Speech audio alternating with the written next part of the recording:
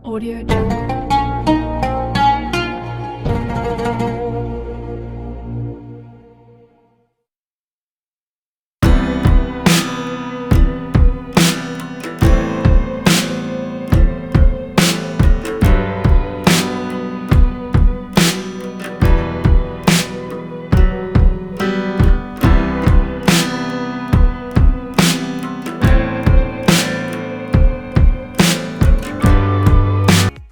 Itu sudah bahagia yang sangat luar biasa.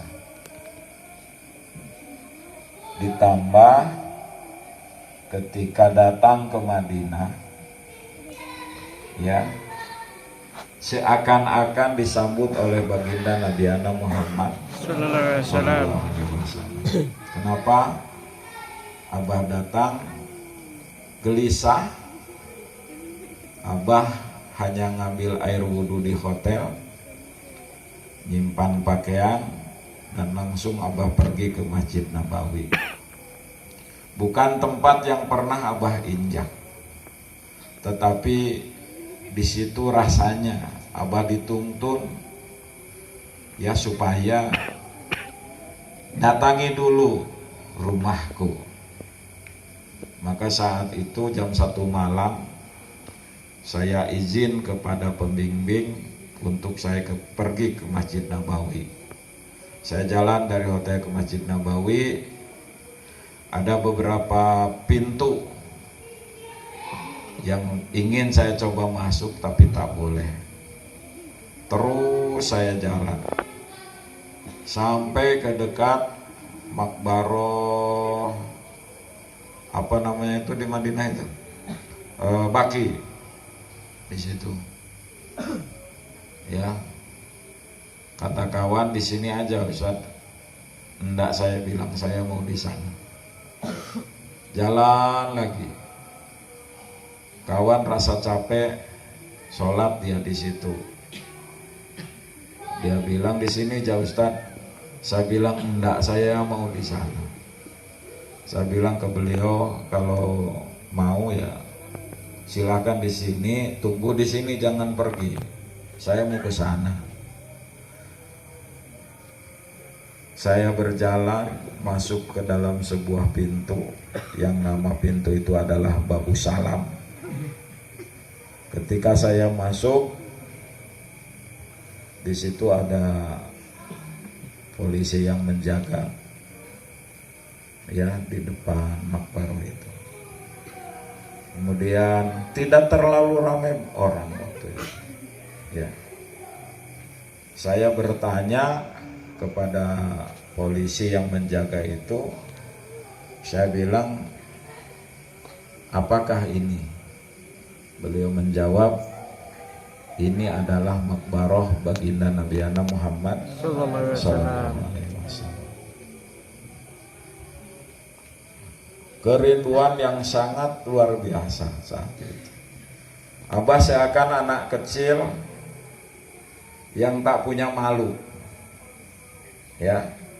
Jadi bukan nangis, bukan, tetapi apa namanya itu, girang gitu lah,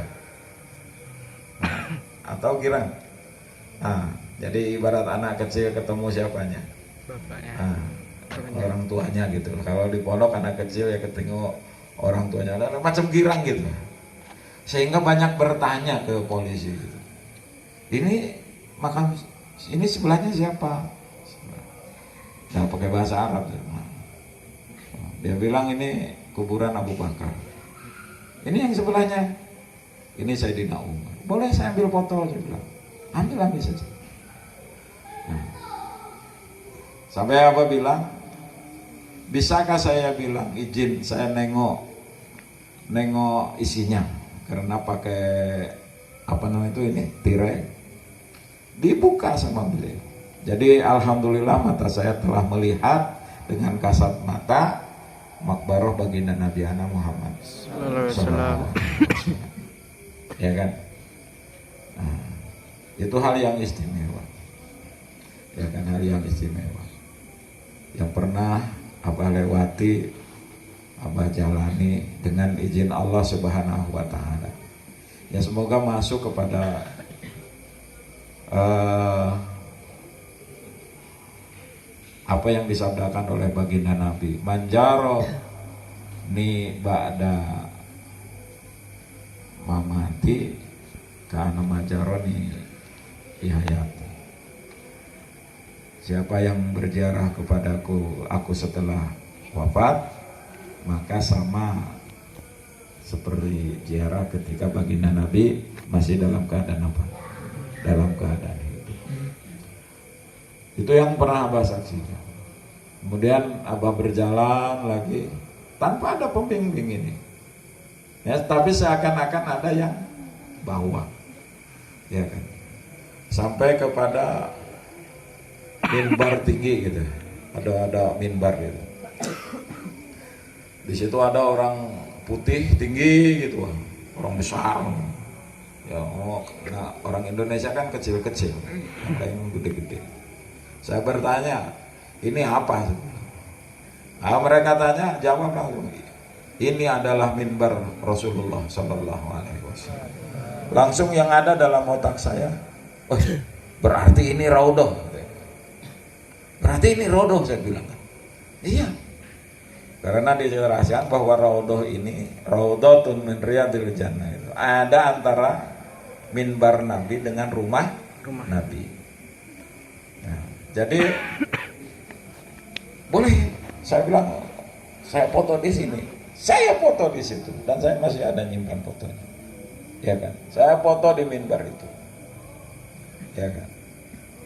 Kemudian saya masuk ke dalam raudhah, saya sholat dengan tenang saat itu, karena saya akan disediakan lagi itu, saya akan disediakan. Kenapa? Apa yang terjadi pada malam itu, ya, apa yang terjadi pada malam itu tidak terjadi pada malam besoknya. Malam besoknya foto-foto nggak boleh, Ustaz. Itu disita sama polisi. Kok kenapa malam itu boleh? Itu tadi. Yang kedua, saya ingin sholat di raudhah di malam seterusnya itu tak bisa. Itu mesti kita pakai otot. Tapi waktu pertama saya datang, saya akan disediakan karena tempat itu kosong. Dan itu saya lakukan, saya dapatkan ketika saya datang dan ketika saya pulang. Alhamdulillah. Ya. Maksudnya ketika saya mau meninggalkan Madinah. Jadi besoknya itu tidak seperti biasa. Foto-foto tidak boleh, ya kan. Kemudian mau ziarah ke makam Rasul saja, baru kita megang pagarnya saja polisi sudah bilang haram, haram, haram. Ya kan? Tapi malam itu seakan-akan hal yang sangat istimewa. Seakan-akan Abah tamu yang istimewa disambut oleh yang istimewa gitu. Ini tahadus bini Abah. Semoga kita berkisah ini ya memotivasi kita semua, memotivasi santri. Amin. Jangan pernah berhenti, berjalan terus di jalannya baginda Nabi Muhammad Sallallahu Alaihi Wasallam. Nah itu. Ya kan, dan semua cukup bukti. Abah punya foto-foto, ya kan. Kemudian ketika Abah mau pulang, waktu itu hari Jumat, setelah sholat Jumat, semua orang ingin sholat di raudhah, dan semua orang ingin ziarah makbarah baginda Nabi Muhammad Sallallahu Alaihi Wasallam. Jadi berjubel. Kita kalau dalam gerak jalan itu loh, istilahnya antri. Itu kalau kita bergantung saja bisa, saking apanya? Saking padatnya. Kita mau keluar dari habis sholat itu mau melalui pintu Babu Salam. Padatnya luar biasa. Waktu itu saya nekat. Pakai nafsu nih, pakai nafsu. Ada pintu yang pertama dari itu. Jadi polisi ini agak lengah, Saya hantam itu, saya masuk itu. Saya ingin sholat di Raudhah dulu gitu. Saya ingin sholat di Raudhah dulu. Tidak bisa. Tidak bisa. Haram. Saya didorongnya. Mundur saya ke belakang. Ya kan? Kemudian saya jalanlah dan pasrah, ya Allah. Saya akan meninggalkan Madinah. Mau ke Mekah. Mungkin saya tidak sempat lagi untuk hari ini itu sujud di Raudhahmu, tapi berikan aku kesempatan lagi di waktu yang akan datang. Masya Allah, dengan izin Allah Subhanahu wa Ta'ala, sama seperti pertama saya datang, karena waktu itu Raudhah itu kosong, hanya ada beberapa orang saja di dalam karena dijaga ketat, tak boleh ada yang masuk. Dengan izin Allah, Masya Allah, saya seakan-akan didorong orang ramai dari belakang masuk ke dalam Raudhah.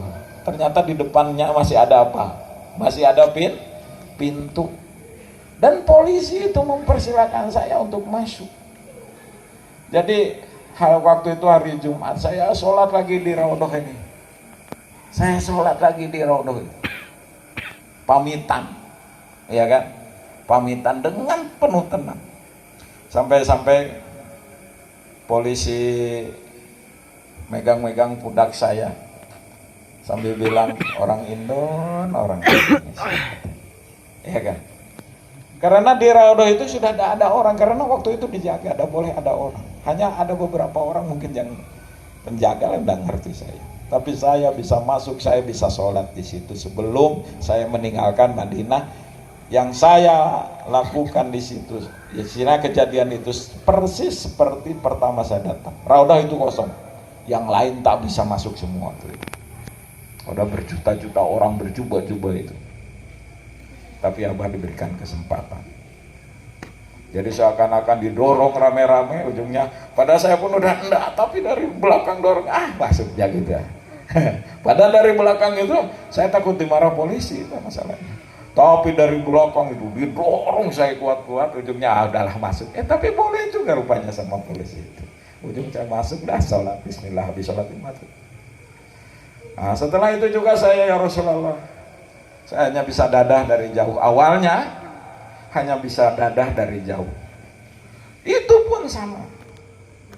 Kejadiannya persis. Tapi kalau yang pertama tidak ada orang. Istilahnya hanya sedikit saja di dekat makom itu. Tapi yang hari Jumat waktu itu berjubahnya luar biasa. Orang semua sambil nangis-nangis, ya Rasulullah, ya Rasulullah, ya Rasulullah, ya Rasulullah. Masya Allah, pengalaman yang pernah Abah lalui, apa yang terjadi? Sama seperti yang tadi, Abah didorong ke depan, sampai di situ juga Abah pamitan, izin kepada polisi untuk dapat melihat wajah baginda Nabi. Karena di dalam yang bulatan ada semacam emas itu, saya tanya, bolongan ini apa? Ini bertepatan, berpas dengan wajah baginda Nabi Muhammad Sallallahu Alaihi Wasallam. Dan itu Abah dapat melihat itu. Alhamdulillah. Semoga kita semua dipertemukan oleh Allah Subhanahu Wa Taala. Yakdotan wa manamah, baik dalam keadaan terbangun maupun dalam keadaan tidur bersama baginda Nabi Muhammad Sallallahu Alaihi Wasallam. Apa amalan yang bisa kita lakukan bisa seperti itu? Wallahu a'lam. Yang pasti apa yang tadi Abah sampaikan, jangan berhenti, terus berjalan di jalan baginda Nabi Muhammad Sallallahu Alaihi Wasallam. Kemudian keesokan harinya Abah bertemu di hotel dengan Abu Yajen, pimpinan pondok pesantren Darul Uquh wa Dakwah. Nah, ini cerita nih, berceritalah di hotel. Abah tidak ngerti Darul Uquh wa Dakwah itu, tidak ngerti. Yang saya ngerti itu Bangil. Berceritalah tentang pesantren, bercerita tentang mengelola pendidikan di sebuah pesantren. Banyak beliau bercerita, salah satunya yaitu di pesantrennya itu ada pendidikan formanya, tapi beliau apa kata beliau, udah yang penting formanya kita adakan, anak ajarin ngaji saja gitu. Anak kata beliau buka dari tingkat dasar sampai jamiah, sampai perguruan tinggi, tapi di pondok tadi ajarin yang lain, tak ajarin ngaji saja. Itu kata beliau. Ya guru bersama setelah makan itu di hotel waktu itu. Saya bilang, Habib dari sini mau kemana?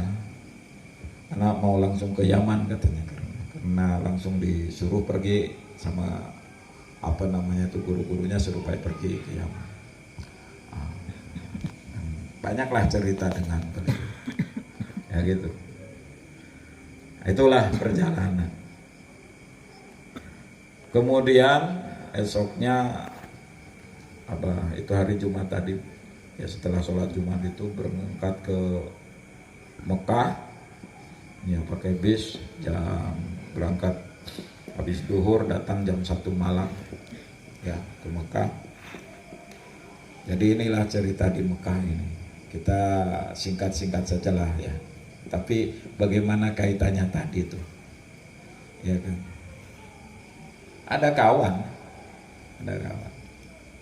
Ustaz, apa? Mau ikut nggak? Kemana? Ke tempat Sayyid Al-Maliki. Anak mau saya bilang. Ayo, siap-siap. Saya siap-siap. Saya dibawa sama beliau main kepada pondok Sayyid Al-Maliki itu. Ya kan? Jadi karena beliau pernah di sana, sekarang udah almarhum, Ustaz siapa di Pontianak itu. Semoga diampuni oleh Allah, dan perjuangan beliau sangat luar biasa, dan beliau salah satu murid daripada beliau. Ya kan? Dulu di Dalwa, tapi karena tadi yang apa dikatakan Gus, Sayyid Al-Malik itu tidak nerima santri kalau bukan atas isyarah. Jadi daftar hari ini, tahun ini belum tentu hari ini diterima, tahun ini diterima. Jadi bisa berkali-kali daftar. Kalau belum ada isyarah dari sana, belum dikirim. Tapi kalau udah ada isyarah, silahkan. Salah satunya kawan abah tadi, Ustadz, saya lupa lagi namanya. Ustadz siapa? Yang kemarin wafatnya itu di Jawa ya. Nah. Seperti itu. Jadi disitulah. Jadi kalau di Mekah itu pesantren itu sama nih, tertutup nih, pagar, ya kan, pagarnya tinggi, ya kan, ada pintu kecil ya, banyak pintunya itu kecil ya kan, ini masih gede lah, pintu kecil gitu, untuk kita masuk itu, hanya melalui itu saja, ada beberapa, ya kan, yang tahu apa ya hanya pintu itu ya, di dalamnya ada pos gitu. Oh kita ini terbuka, ya kan, banyak pintu menuju neraka pokoknya di kita mah.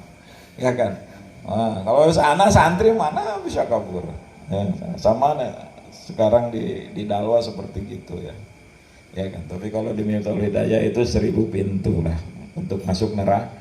Untuk masuk neraka gitu. Tapi insya Allah santri tidak seperti itu, takut dengan nerakanya Allah Subhanahu wa Ta'ala. Karena kalau santri itu tidak ditanamin bentengnya rasa mahabbah dengan pondok, si LD itu udah tiap hari kabur dia, karena pintunya banyak ya kan, mau lewat kanan kiri ya tetap ya, tapi insya Allah ya kan, CCTV itu hanya untuk dalil aja. Jadi kalau ada santri yang keluar ada bukti, tetapi walaupun tak pakai CCTV, insya Allah CCTV yang batin itu tidak akan pernah lepas daripada santriwan santriwati Miftahul Hidayah. Jangan ketahuan dimanapun kalian salah, insya Allah. Paham dah? Jaga kalian sebagai santri dimanapun kalian ada. Ikrar kalian siap menjaga nama baik pondok pesantren Miftahul Hidayah di dalam maupun di luar pondok pesantren. Nah disitulah abah masuk, ya kan, langsung saya diterima murid beliau yang masih mondok waktu itu, Sayyid siapa itu dari Jakarta, ya kan, dari Jakarta, dan berkenalan, ya. Sambil dia meluk-meluk Abah, dia bilang, antum mujahid ulung, antum mujahid asli gitu kan, antum keluarga anak, keluarga Habib, gitu. Sampai dirangkul-rangkul sama beliau, kami semua tak bisa, kamu luar biasa, itulah bahasanya, itu ibaratnya seperti itu. Wah, saya tuh heran, kawan saya kok tidak dibegitukan, ya kan? Sama beliau itu enggak dirangkul-rangkul, enggak. Kok saya dirangkul-rangkul? Pokoknya kamu ini pejuang yang sejati katanya, pejuang yang itu. Lain waktu anak ingin ziarah sama antum katanya. Nah, jadi habis itu datang waktu sholat isya, saya ikut jamaah sholat isya, ya kan. Kemudian ikut ngaji bersama putra beliau, Habib siapa, Muhammad ya, Ahmad. Habib Ahmad, Said Ahmad. Jadi waktu itu yang dikaji itu hadis Bukhari sama Muslim, ya kan? Banyak, ya istilahnya ngaji di sana tuh halakohan aja, ya. Muter gitu macam di masjid itu gitu. Ya pada pegang kitab, ya sama hal itu lah ngaji. Ya kan, baca kitab dijelaskan. Ya kan. Yang pasti Abah pernah duduk di situ. Di tempat beliau nih, Abah pernah ikut ngaji bersama putranya. Jadi insya Allah, karena beliau saya yakin nerima dari ayahnya, Abah nerima dari putranya walaupun hanya beberapa kalimat, tetapi itulah yang menyambungkan antara Abah dengan beliau. Allahumma amin. Itulah yang menyambungkan kalian bersama beliau. Itulah yang nantinya menyambungkan kita semua berjamaah kakek beliau, baginda Nabi Muhammad Sallallahu Alaihi Wasallam. Nah, santriwan santriwati, ya, sampailah Abah ke sana. Di sana itu santri itu ternyata dari Dalwa banyaknya, ya kan? Anak-anak itu dari apa itu? Dari Bangil semua. Bahwa sambil menjelaskan ini lah gitu kan.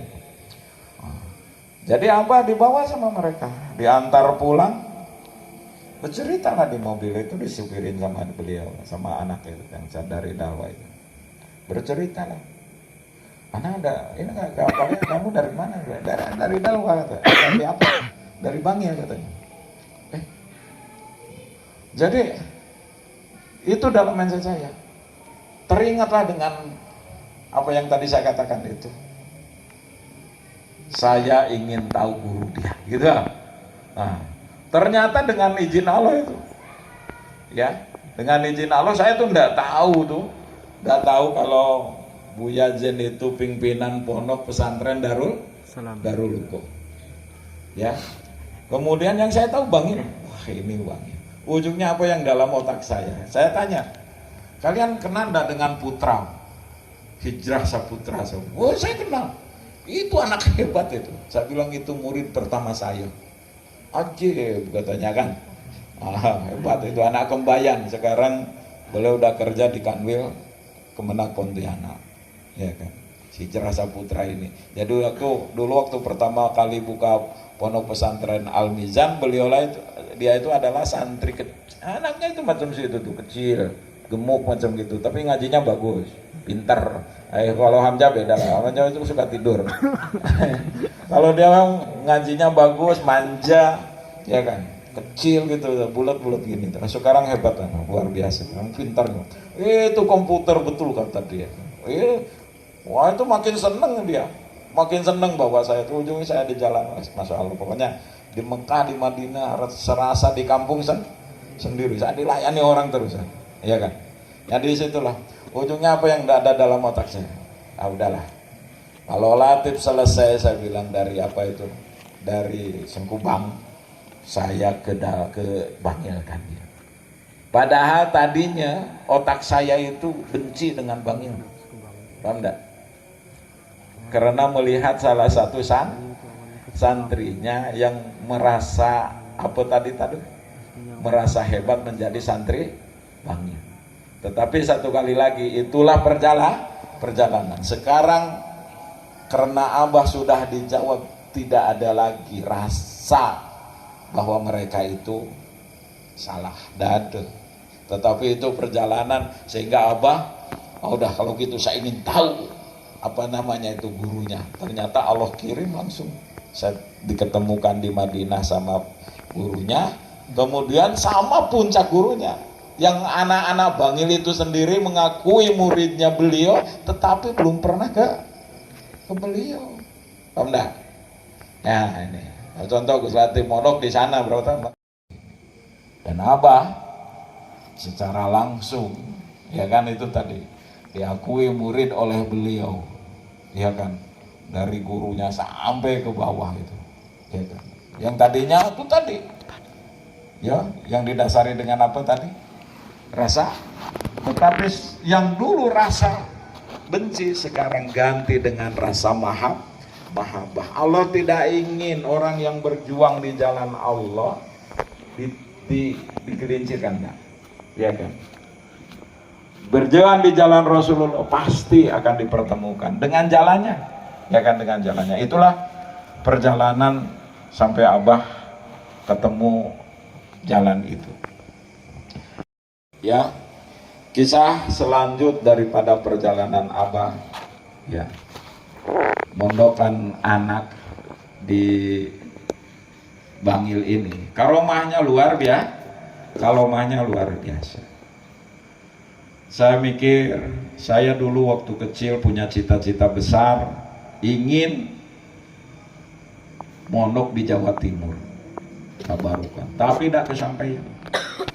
Tetapi ternyata setelah hijrah dan berjuang di Kalimantan Barat ini, justru sekarang Jawa Timur jadi tempat yang paling sering saya datangi dibanding dengan kampung saya sendiri. Ya kan? Ya. Dengan cara apa? Dengan cara Abah dilibatkan sebagai pengurus BMT. Ya kan? Yang istimewanya, BMT punyanya alumni Sidogiri, dan Abah sendiri bukan santri Sidogiri, ya kan?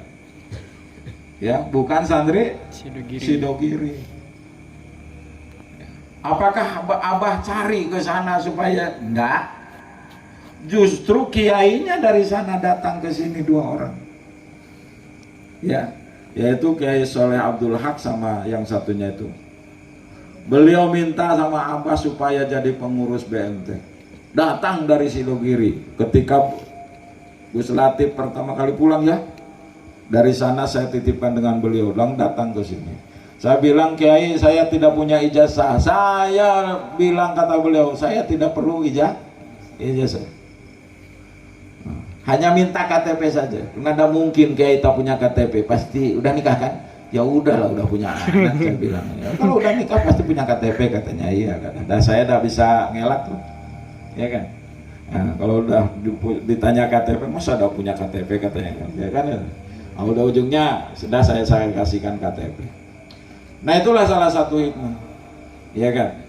Yang tadinya tidak ada saudara, tidak ada apa, ternyata masya Allah luar biasa.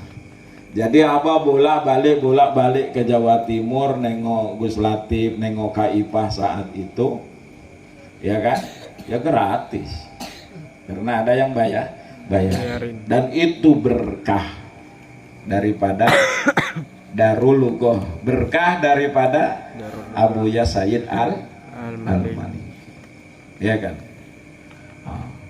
Jadi Abah kalau datang ke sana enggak ini, udah. Saya kalau udah dikasih duit, ya kan, karena saya diongkosin dari sini bolak-balik, diongkosin, kemudian untuk belanja juga dikasih, saya habiskan, ya kan, saya habiskan, masih Gus, ngasih Kaipa, ya kan, masih guru-guru. Yang istimewanya lagi apa ketika di Sidogiri, Masya Allah, ya, ketemu dengan guru yang istimewa juga, namanya almarhum Ki Abdullah Saukat, yang ketika pertama kali ketemu langsung beliau seakan-akan ketemu anak dengan ayahnya, seakan-akan menunggu anak yang lama apa? Yang lama hidup, yang lama hilang. Langsung beliau mengakui yang sangat luar biasa, ya kan? Ya, jadi waktu itu apa yang beliau sampaikan pertama kali Abah ke sana? Ya, apa kata beliau? Itu di rumahmu tuh ada rumah di depan masjid, dingin, kata beliau, enak di sana. Saya mikir, kenapa? Beliau belum pernah ke sini, ya. Beliau belum pernah ke sini. Jadi ketika saya pulang, apa beliau nih ngomong seperti itu, ya kan? Maka besoknya Masya Allah, ada orang Entikong, sampai sekarang saya pun orangnya dah lupa, namanya pun dah inget, ya kan? Itu bawa duit pakai map itu, isinya 10 juta. Itulah, langsung saya belanjakan nih poslen ini, nah, langsung dikerjakan. Makanya alhamdulillah udah berapa kiai, berapa ulama yang tidur di rumah ini, beliau merasakan nyaman. Sampai-sampai kemarin yang dari Sidogiri tidur di rumah ini, Kiai, sudah pernah nginap di Malang belum? Sudah. Ini memang enak seperti di Malang, katanya kan. Malang ini kan cuacanya apa? Dingin gitu, dingin, adem gitu, enak lah untuk apa. Jadi alhamdulillah, jadi kiai-kiai itu kalau datang ke rumah ini itu betah. Habib Ridho itu kalau datang ke sini, kalau udah dibangunkan tidak tahulah katanya. Habib Nijar datang ke sini tidur itu pules luar biasa, ya kan? Dan kiai-kiai itu semua bercerita, ya, sampai Limbat sendiri pun, kalau bisa aku beli rumah ini tak beli. Oh tak bisa, bisa bilang, tidak bisa. Nah, ini rumah jimat, saya bilang kalau bukan karena kemuliaan para habaib, bukan kemuliaan antum, tidak akan mungkin menginjakan di tempat ini, saya bilang. Makanya kadang-kadang orang tak percaya kalau saya pernah bersama Limbat. Kan Limbat itu keren katanya kan di TV. Suka orang bertanya, bisa ngomong enggak Bang? Oh bisa, sama saya apa? Ngomong. Kenapa di TV tidak bisa ngomong? Oh tak bisa lah, saya bilang. Itu hanya sama saya bisa ngomong, ya kan? Nah inilah cerita, ya kan? Istimewa, udah banyak ya tidur di rumah ini. Ini semua berkah Abu Ya Sayyid Al-Maliki, ya kan? Ya itulah santriwan santriwati, ya. Makanya ketika kita nyambungkan diri itu tadi dengan orang-orang mulia, maka ketika yang atasnya sudah disambungkan, yang bawahnya itu pasti disambungkan. Paham enggak? Paham. Jadi gitu. Apa disambungkan tuh dari Rasul sampai ke Bu Sayyid Al-Maliki, ya kan? Ujungnya ke bawahnya itu disambungkan semua. Seperti itu. Ya, makanya dekat dengan Abah Kiai Nawawi di Bangkalan, Madura, yang saya tidak pernah membayangkan akan pernah ke Madura. Dan sekarang alhamdulillah dengan izin Allah Subhanahu wa taala. Dulu hanya bayangan. Bayangan. Maka jangan tidak menyambungkan diri dengan beliau-beliau. Ya. Dengan guru-guru itu. Ya. Ya. Apa yang selalu saya salami, saya hadiahi dalam setiap habis sholat, utama sholat subuh, dengan izin Allah, Saya gratis datang ke tempat-tempat beliau karena ada yang bawa tadi. Saya tidak tahu ketika saya dibawa ziarah ke Bangkalan. Ini mau kemana saya bilang? Ke Bangkalan. Tempat siapa? Saya Khalil Bangkalan. Masya Allah, Alhamdulillah ya Allah. Saya bilang. Kagum saya. Dan bukan kocection. Sendiri saya akan beliau manggil. Ma, cepet datang ke sini. Alhamdulillah. Ya kan? Kemudian di Pasuruan ada wali terkenal Bahamid Pasuruan. Ini kakeknya siapa? Gus Baha. Abah datang gratis. Yang luar biasa lagi kemarin ketika sibuk di Sosok, kalian pada pergi ke Sosok memperingati hari apa? 1 abad Nahdlatul Ulama. Dari Surabaya mau kemana saya bilang? Ini mau ke Buireng. Ke Buireng itu masa ziarah Gus Dur. Masya Allah. Jadi alhamdulillah kemarin Abah sampai kepada makbarohnya Gus Dur, makbarohnya kakeknya Ki Hasyim Abah Hasyim As'ari, dia kan Hasyim Wahid dan yang lainnya. Masya Allah. Itu bukan Abah punya rencana semuanya itu, ya kan? Tetapi Allah mempertemukan dengan ziarah ke tempat beliau, ya kan?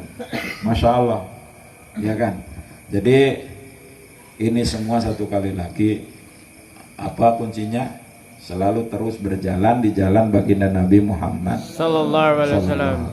Pasti Allah akan mempertemukan dengan orang-orang yang mengikuti jalan baginda Nabi Muhammad Sallallahu Alaihi Wasallam.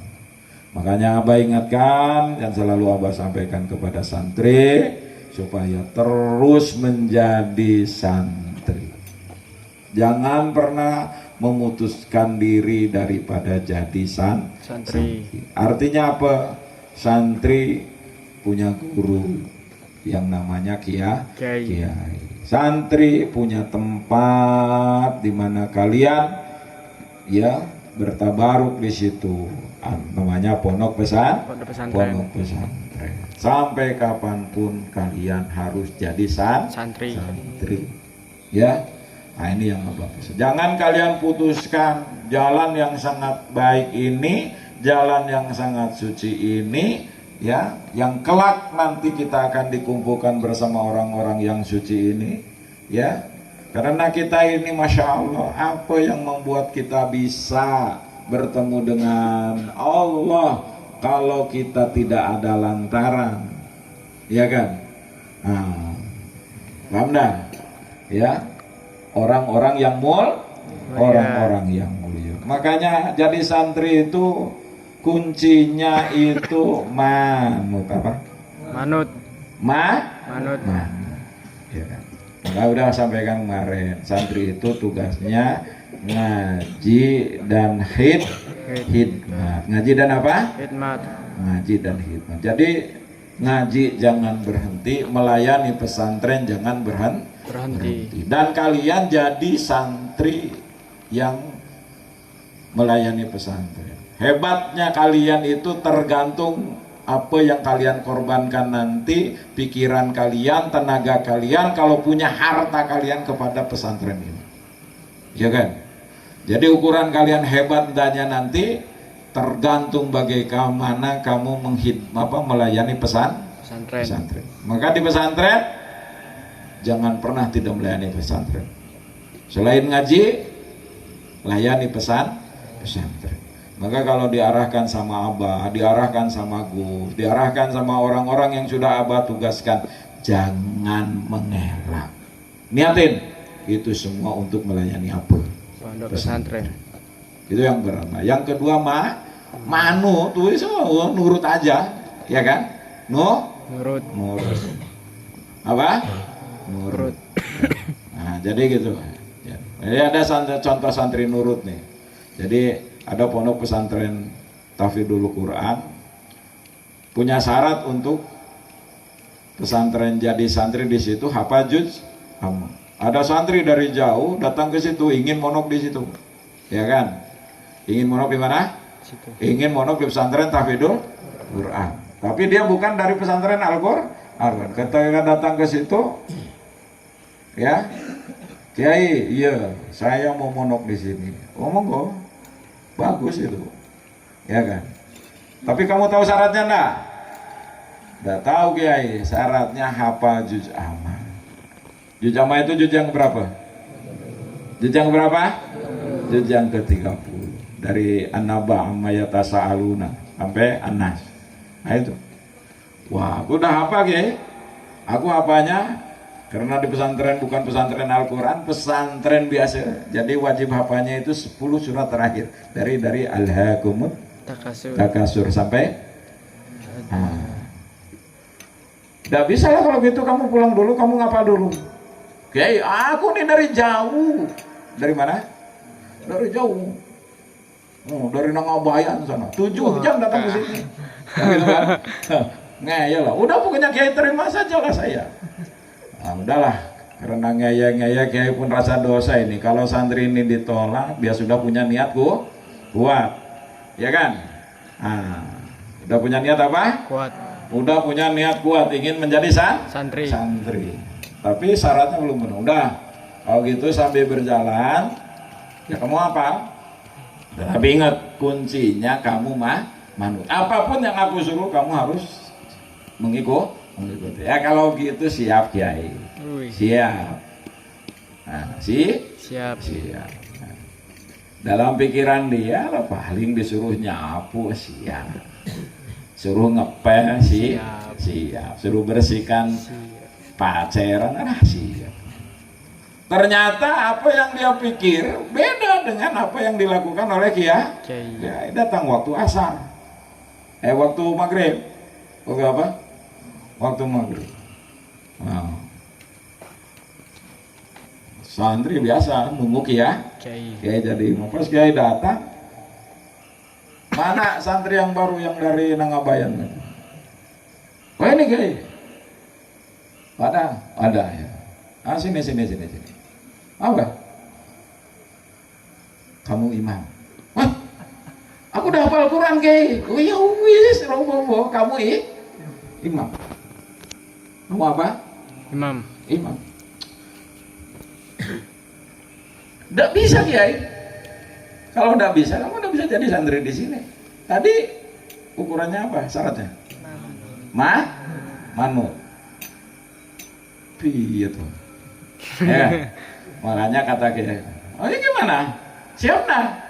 Wah, apa boleh buat siap lah Kiai. Wah, dengan gentlemannya dia ke depan lah. Jadi apa? Jadi ya, santri Miftahul Hidayah nyantri di pesantren Al-Qur'an. Apanya hanya berapa surat? 10 surat terakhir. Alhaakumut Takasur. Nah, udah.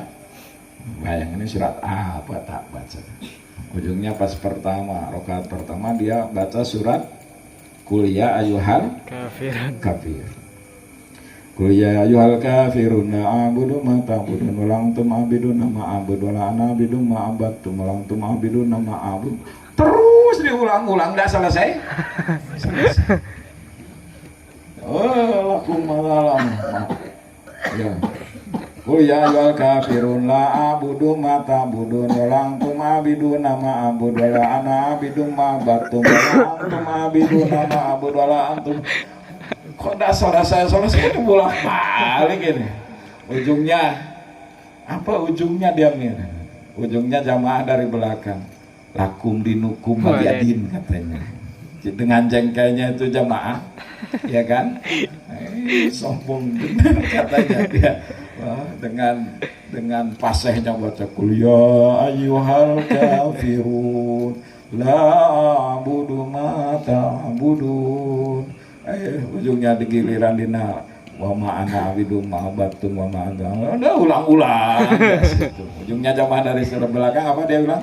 Lakum dinukum waliyadin. Lakum dinukum waliyadin. Jadi dia mikir udahlah anggap wirid aja diulang tulah wa ma'ana bahwa berkali-kali. Udah. Selesailah sholat tuh. Ya kan? Nah, apa yang terjadi? Masya Allah. Kuncinya tadi dari apa tadi manut. dan dia dari situ mendapat tantangan yang berat, ya kan?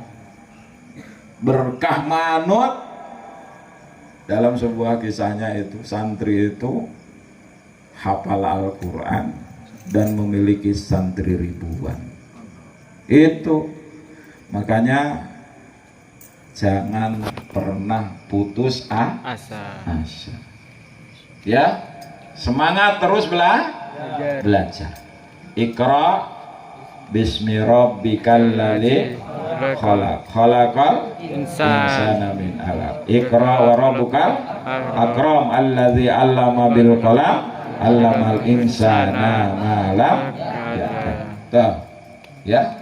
Jadi Allah mengajarkan kepada kita tuh supaya ikra supaya membaca pintu dunia.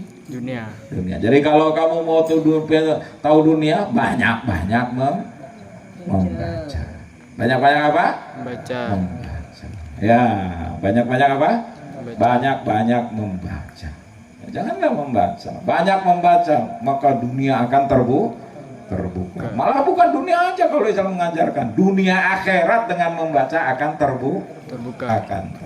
Ikra bismi rabbikal ladzi khalaqal insana min 'alaq. Ikra wa rabbukal akram 'allamal insana ma lam ya'lam. Nah ini, dengan belajar pasti kalian akan menjadi orang yang berilmu. Ilmu itu kemarin sudah saya jelaskan, 3 huruf, ain, lam, fa, mim, ya kan? Ainnya diambil dari kata iliyin, apa? Iliyin itu artinya apa? Tinggi. Orang yang berilmu pasti derajatnya akan tinggi. Ya kan? Pasti derajatnya akan apa? Tinggi. Akan tinggi.